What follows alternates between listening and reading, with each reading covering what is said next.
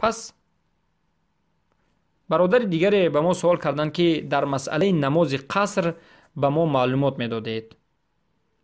نماز قصر یعنی چه خیل خوانده می شود؟ بارک الله فیکم. در این مسئله حدیث متفق علیه از مادرمون عایشه رضی الله عنها روایت شده است. امام بخاری و مسلم روایت میکنند که رسول اکرم صلی الله علیه و سلم ما كان يترك في السفر والحذر ركعتين قبل الفجر و صلاة الوتر و صلاة التهجد.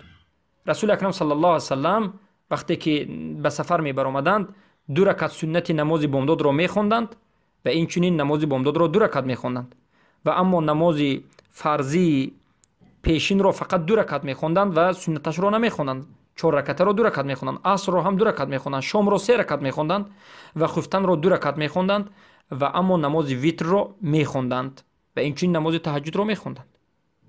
بارک الله فیکم.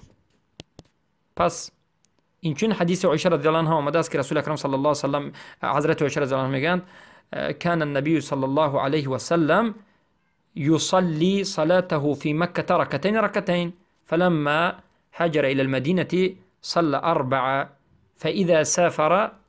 یعنی معنای حدیث این است که پیامبر وقتی که در مکه 3 سال نماز خوندند 2 رکعتی نماز میخوندند، وقتی که به مدینه آمدند به این 2 رکعت دیگر زیاد شد، نماز ظهر مثلا یا که نماز عشا و نماز عصر 4 رکعتی خوانده می شود.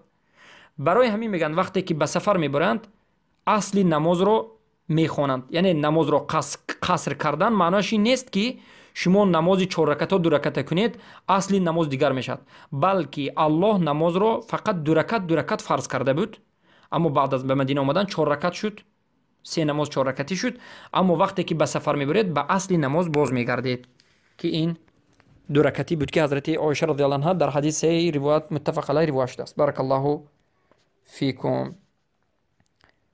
پس این بود مسئله سوالی که برادران به ما فرستادند. بارک الله فیکم. در حقیقت به ما سوال ها بینهایت زیاد است، لیکن از سبب این که ما باید به تسجیل دیگر درس ها مشغول شویم حالا به همین مقدار توقف میکنیم و انشاءالله بعد از درس ها رو تسجیل کردن و بعضی دیگر از عمل ها انشاءالله به سوال های باقی مانده نظر میکنیم. بارک الله فیکم. حیاکم الله و بیاکم. همه برادرانی که به ما سوال میفرستند و گوش میکنند و به دیگران میرسونند و دیگران را همراه میکنند، از الله سبحانه و تعالی در حق همه اینها میطلبیم که الله همشون را موحد بکند و از بلا و آفت و تمام ضررها اونها را حفظ بکند و از شیطان اللعین الرجیم حفظ بکند و عقیدهشون را از عقیده های باطل و از عقیده های فساد نگه بدارد و از اهل سنت و جماعتشون بگردند.